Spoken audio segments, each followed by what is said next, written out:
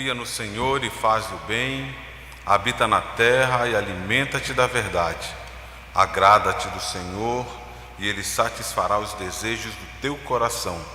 Entrega o teu caminho ao Senhor, confia nele e o mais Ele fará. Amém. Boa tarde a todos, graça, saúde e paz da parte de nosso Deus e de Jesus Cristo, nosso Salvador. Bom poder estar na casa do Senhor nesse primeiro domingo do ano. Já celebramos logo pela manhã culto com celebração de Santa Ceia. Agora estamos de volta mais uma vez à casa do Senhor e agora para lermos e meditarmos na sua palavra. Eu quero convidar você a abrir sua Bíblia no livro dos Salmos. Vamos ler os Salmos de número 13, livro dos Salmos, Salmos de número 13. Eu quero convidar a igreja a se colocar em pé. Você que nos acompanha em casa, também fique com sua Bíblia aberta para que possamos juntos ler e meditar na palavra do Senhor. Livro dos Salmos, capítulo 13.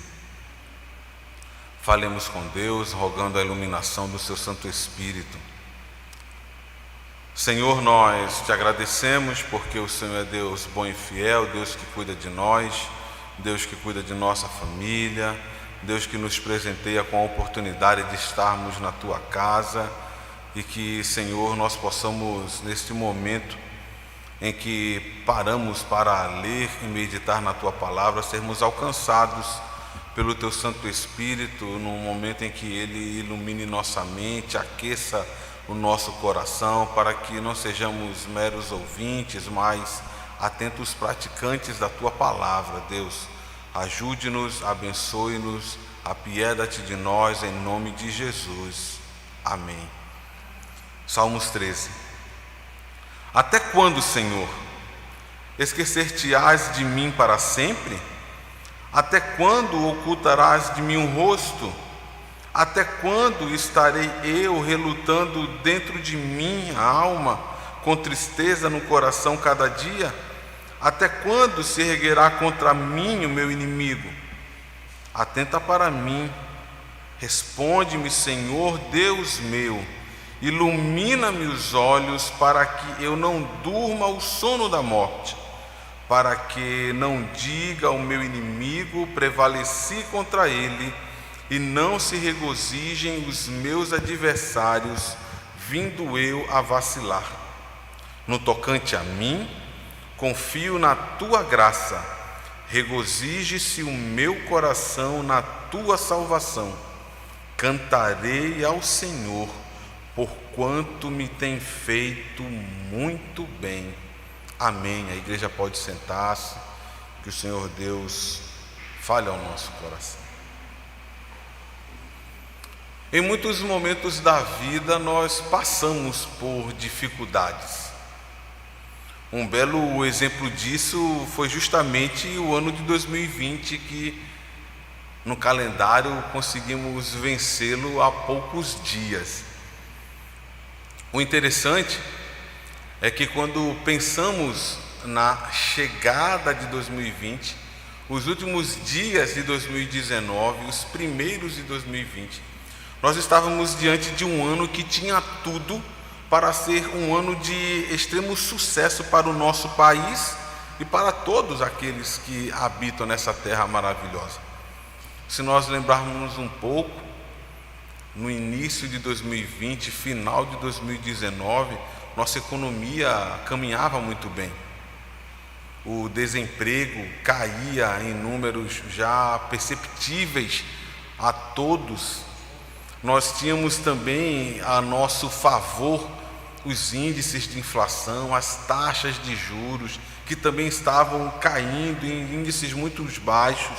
A confiança do brasileiro e do grande empresário que investe aqui no país estava em alta, ou seja, aparentemente tudo conspirava para que 2020 realmente fosse um ano extremamente abençoado para o nosso país. No entanto, chegou a pandemia.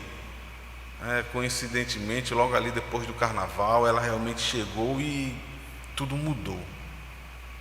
Tudo mudou. Praticamente a economia parou, as escolas fechadas, os empregos sendo cortados novamente, milhares e milhares de brasileiros e cidadãos pelo mundo morrendo em detrimento desta pandemia. Então, todo aquele cenário de alguns dias anteriores, de um ano de alegria, de sucesso, de crescimento, tudo aquilo foi desmoronado. Mas aprove a Deus que o calendário de 2020 fosse encerrado, e estamos nós aqui hoje, 3 de janeiro, na casa do Senhor, celebrando com muita alegria o rochedo da nossa salvação, e agora se descortina diante dos nossos olhos os desafios desse novo ano. 2021 já é uma realidade, 2021 já se apresenta diante de nós, e interessante é que as lutas da vida estão para todos nós. As lutas da vida, os enfrentamentos da caminhada estão para todos, e isso indistintamente daquilo que nós venhamos a crer, daquilo que nós façamos, do modo como as pessoas possam viver. Todos temos desafios e situações a serem enfrentadas no nosso dia a dia. E talvez você se pergunte assim, mas que diferença faz então de um para o outro? O que é que diferencia as pessoas nessas situações mais difíceis da vida? O que diferencia é justamente aquilo que nós comumente chamamos de atitude, as respostas que nós damos às situações da vida. O que diferencia o modo como as pessoas lidam com as mesmas situações difíceis são justamente o modo como nós encaramos a vida, as circunstâncias, as situações da vida. Há pessoas que, diante dos momentos difíceis, das situações adversas da vida, chegam ao desespero, chegam ao ponto da total falta de esperança. No entanto, existem aqueles que, como nós, têm a sua esperança depositada no Senhor. Existem aqueles que podem encher os pulmões de ar, e ainda que sem ter sido ensaiado, está aqui no nosso texto do sermão, podem encher os pulmões e cantar o hino de número 165 do nosso Inário Novo Cântico, que acabamos de cantar. Deus cuidará de ti. Esse é só para quem tem esperança no coração. Deus cuidará de ti na tua dor, com todo amor, jamais te abandonará. Deus cuidará de ti. E é justamente este o sentido do Salmo 13. O Salmo 13 é um daqueles textos da Bíblia que nos desafia ao exercício de nossa fé, e fé em Deus somente. Nós estamos diante de um dos textos mais belos de toda a Bíblia, embora seja também um daqueles salmos breves, um salmo pequeno com apenas 6 versículos. É uma peça poética hebraica linda, inspirada por Deus, uma expressão pungente das emoções de uma alma que se encontra no início perturbada, clamando a Deus, mas que abriga uma certa simplicidade e beleza, como nós acabamos de ter aqui no nosso culto belíssimo. O reformador João Calvino, ele escolheu esse salmo juntamente com outros 17 salmos para ser musicado, para ser usado no culto do período da Reforma, e ali tem no seu saltério hinos de salmos belíssimos, e um desses é justamente o Salmo 13, o salmo da oração da fé. A fé precisa realmente ser recompensada, e é exatamente isso que acontece na história desse salmo. Os inocentes são libertados, a justiça prevalece. Eu gostaria de chamá-los à atenção para que nós lembremos um pouco das condições que Davi enfrentava quando escreveu esse belo hino. Davi estava em uma situação de aflição, estava enfrentando um momento muito difícil de sua história. estava profundamente angustiado, e é interessante porque nós percebemos isso na própria letra do Salmo. Nós percebemos que ele está submerso em um turbilhão de calamidades e em muitas aflições, mas nesse Salmo, o salmista, ele se coloca diante de Deus, implorando a Deus o seu auxílio, implorando a Deus o seu socorro, sabendo que o único remédio que lhe poderia ser possível para vencer toda a sua aflição, toda a sua luta, não era outro, senão a ação divina na sua vida. E na conclusão desse salmo, como nós acabamos de ler, é belíssimo, porque mesmo em meio a todos os terrores da morte, o salmista encontra em Deus acalento, a única esperança da vida, à luz da promessa de Deus. E ele pode realmente dizer: cantarei ao Senhor, porquanto me tem feito muito bem. Como é bom quando nós podemos, em meio às calamidades da vida, em meio aos momentos mais difíceis, em meio às maiores dúvidas da nossa caminhada, poder dizer: posso cantar ao Senhor, porque Ele me tem feito muito bem. A estrutura desse salmo ela é muito interessante, pois nos seus 6 versículos nós podemos olhá-lo em pares, né? Os 2 primeiros versículos fica aqui bem diante dos nossos olhos, bem latente, consta do salmista a pergunta a Deus: até quando, Senhor? Mostrando que ele enfrentava um inimigo forte, ele enfrentava um inimigo que estava realmente lhe intimidando. Ele mostra que apenas o Senhor seria capaz de ajudá-lo, de livrá-lo. A batalha não está correndo conforme ele esperava, parece que está fugindo realmente ali da situação em que ele poderia ter um aparente controle. Ele então corre ao Senhor e pergunta: até quando, Senhor? E pelo que parece, quando lemos esses 2 primeiros versículos, dá-se a impressão que ele não consegue enxergar nenhuma ajuda. Por isso, a intervenção divina se faz necessária para pôr fim a toda essa angústia que aflige o salmista. Nos versículos 3 e 4, nós encontramos aqui então o clamor, o rogo do salmista em oração, quando ele vai dizer: atenta para mim, responde-me, Senhor. Davi pede a Deus que em primeiro lugar olhe para ele. E é interessante que na literatura hebraica essa ideia do Deus que olha é o Deus que abençoa. Quando nós lemos o texto da bênção araônica de número 6, e Deus falando com Moisés para que ensinasse a Arão como impetrar a bênção, Deus fala que o olhar dele estaria sobre o povo, ou seja, a bênção de Deus estaria sobre o povo. E aqui Davi pede a Deus que olhe para ele: Senhor, me abençoa, olhe para mim, me socorra, pois o salmista entende que somente clamando pelo socorro divino é que lhe seria possível ter a sua sorte mudada e toda aquela situação ser vencida. Os 2 últimos versículos desse salmo mostram o canto da fé, quando ele vai dizer: no tocante a mim, naquilo que diz respeito a mim, aquilo que fala de meu íntimo, da minha vida, eu confio na tua graça, meu coração se alegra na tua salvação. Por isso eu posso cantar-te com toda certeza, pois tu me tens feito muito bem. O salmista então aqui no final ele retoma a questão da esperança e da fé. Ele finalmente pode descansar, porque ele confiava na misericórdia de Deus. Ele pode, como um poeta crente, como um homem de fé que enxerga poesia em tudo, dizer: olha, realmente Deus é a essência do meu cântico. Se tem algo que é bom fazer na vida, é ser objeto da graça do Senhor. Que bom, que maravilha.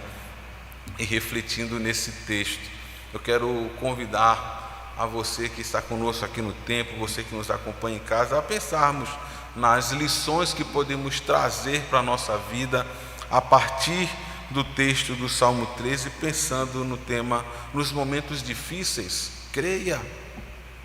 Nos momentos difíceis, creia. E é interessante como o salmista, ele desenvolve essa questão, mostrando para nós algumas atitudes, como nós acabamos de falar, né? Aquilo que diferencia as pessoas diante das situações difíceis. A atitude do salmista diante da situação difícil foi crer. Mas crer em quê, pastor? Ele crê, em primeiro lugar, que um dia a sua dificuldade, a sua angústia, a sua luta, o seu tormento cessará. Ele crê nisso. Ele crê que um dia a sua dificuldade cessará. É o que nos ensina os versículos 1 e o versículo 2. Vamos ler juntos? Deixe sua Bíblia aberta, vamos ler juntos. Salmos 13, versículos 1 e 2, o versículo 1 e versículo de número 2. Vamos ler juntos? Até quando, Senhor, esquecer-te-ás de mim para sempre? Até quando ocultarás de mim o rosto? Até quando estarei eu relutando dentro de minha alma, com tristeza no coração cada dia? Até quando se erguerá contra mim o meu inimigo? É interessante porque as 4 repetições da expressão até quando exprimem que o salmista realmente passava uma situação difícil, passava um momento difícil. E eu me lembro muito também do texto do apóstolo Paulo, de 2 Coríntios capítulo 12, quando ele trata sobre o espinho na carne. Ele diz: 3 vezes pedi ao Senhor que o afastasse de mim. E aqui o salmista repete 4 vezes: até quando, Senhor, até quando? Nestes versículos, Davi se via diante da possível morte, diante de uma morte iminente, diante de uma morte prematura, diante de uma morte violenta às mãos de um inimigo que ele já temia. Vale-se ressaltar aqui que ele encontrava-se realmente sob perigo e apenas uma intervenção divina poderia impedir toda essa desgraça de sua vida ser ceifada. Embora nós possamos perceber as palavras do salmista parecer que ele está lidando com um Deus, ainda que uma situação aparentemente a ele indiferente, em todo o tempo o salmista clama a Deus. Ele sabe muito bem da disposição divina em ouvir os seus clamores, em ouvir os seus apelos. O salmista sabia que essa era realmente uma situação temporária, tanto que ele pergunta: até quando? E quando nós perguntamos a Deus até quando, é porque temos a certeza que uma hora isso vai cessar. E ele continuou confiando no Senhor em todo o tempo. Nós percebemos nesses 12 versículos que a ação divina, mesmo em meio ao sofrimento do seu filho, foi uma ação eficaz, uma ação que realmente pôs fim ao sofrimento. E isso certamente, toda a luta, todo o sofrimento que Davi enfrentava naquele momento, não era para o seu mal. Muitas vezes na nossa fragilidade, muitas vezes na nossa incredulidade, achamos que as situações pelas quais nós estamos passando, que nos são desagradáveis, são para o nosso malefício. Pelo contrário, mas para o benefício do próprio salmista, como é na nossa caminhada, como é na nossa história. E talvez nos perguntamos: por quê? Por que isso posso acreditar que é para o meu bem? O texto nos aponta isso porque justamente são nos momentos das adversidades que nós crescemos no nosso conhecimento com Deus. São nos momentos das dificuldades que geralmente nós crescemos no reconhecimento da soberania divina. É justamente nos momentos das dificuldades que nós mais percebemos o quanto somos necessitados do seu socorro divino. Nós devemos nos lembrar sempre que Deus é o nosso refúgio e fortaleza, que Deus é o nosso socorro bem presente nas tribulações. E é importante que você se pergunte nesse momento: o que é que eu posso aprender com tudo isso?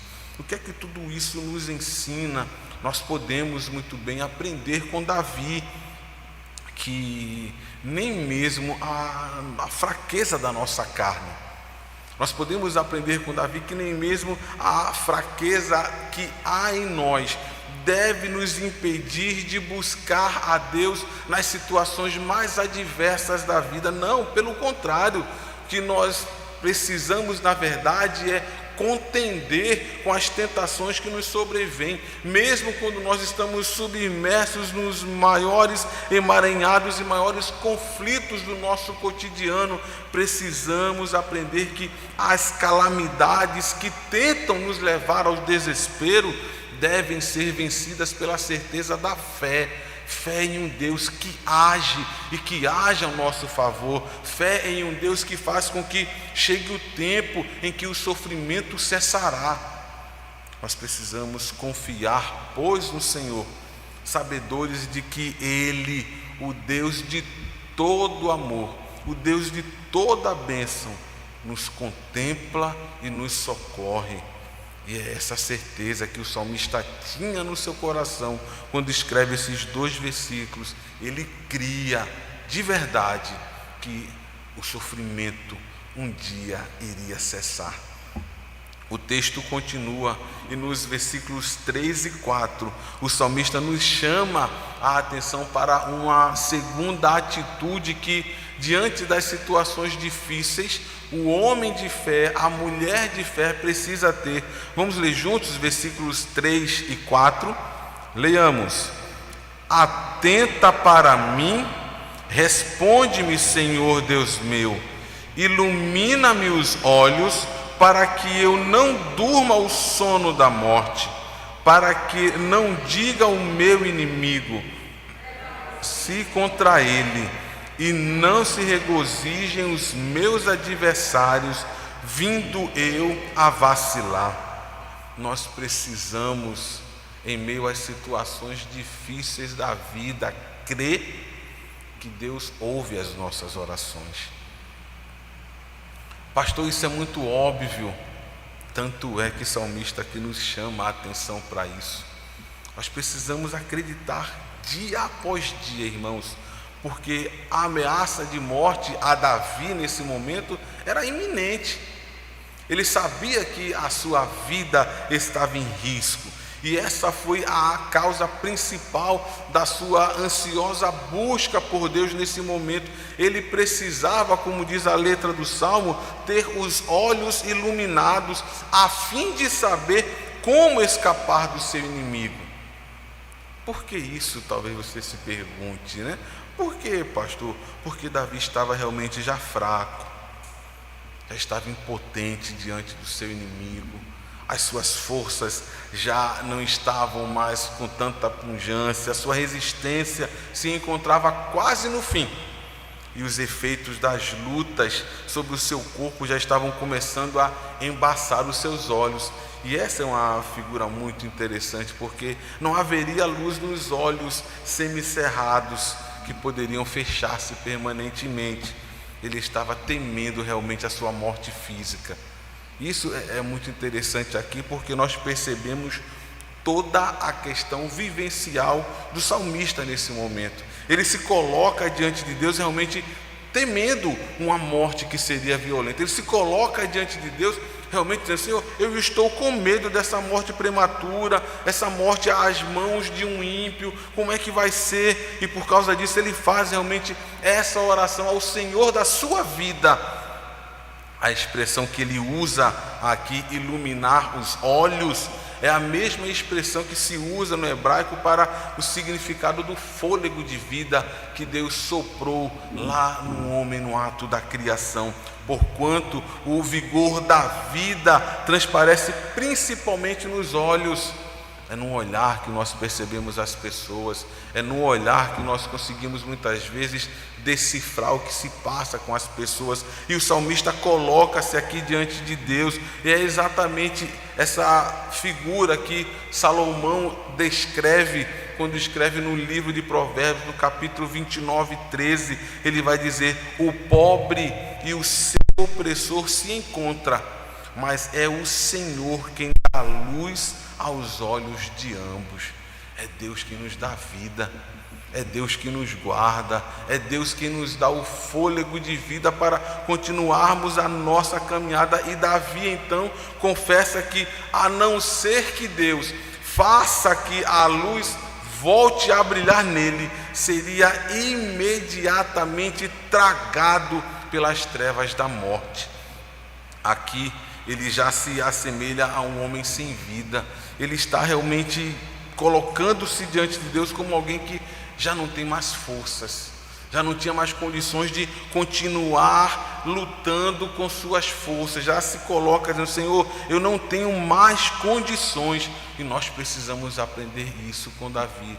Há momentos da nossa vida em que nós realmente precisamos colocar toda a nossa confiança em Deus.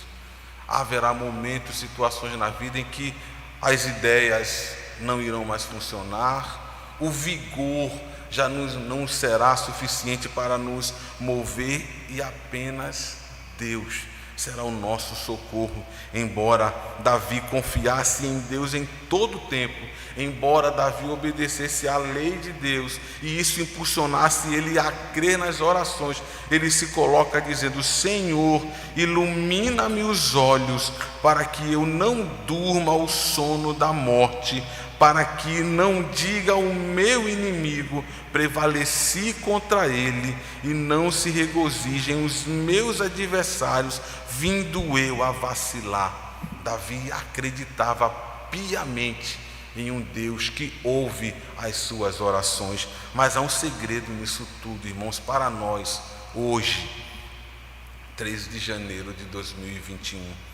Nós só podemos orar por nós mesmos, orar em plena convicção, em plena confiança, da mesma forma como Davi orou, quando nós conseguirmos, que realmente não é fácil, nos refugiarmos debaixo da bandeira de Deus e nos tornarmos obedientes às suas ordens. Nós precisamos crer em nossas orações e acreditar que elas realmente são indispensáveis para obtermos de Deus as suas respostas às nossas necessidades.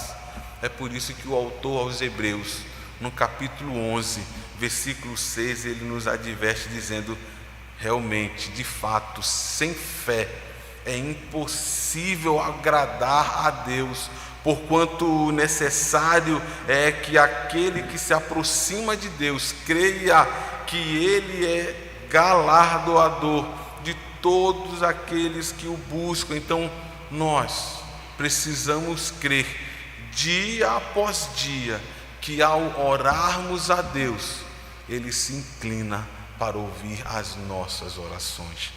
O salmista cria nisso e nos desafia a essa atitude hoje também. E o salmo então se encerra com os seus 2 últimos versículos, e o salmista tem mais uma belíssima lição para nós nos versículos 5 e 6 do salmo de número 13. Eu quero convidá-los aqui, leiamos juntos também. Vamos ler juntos versículos 5 e 6 do salmo 13.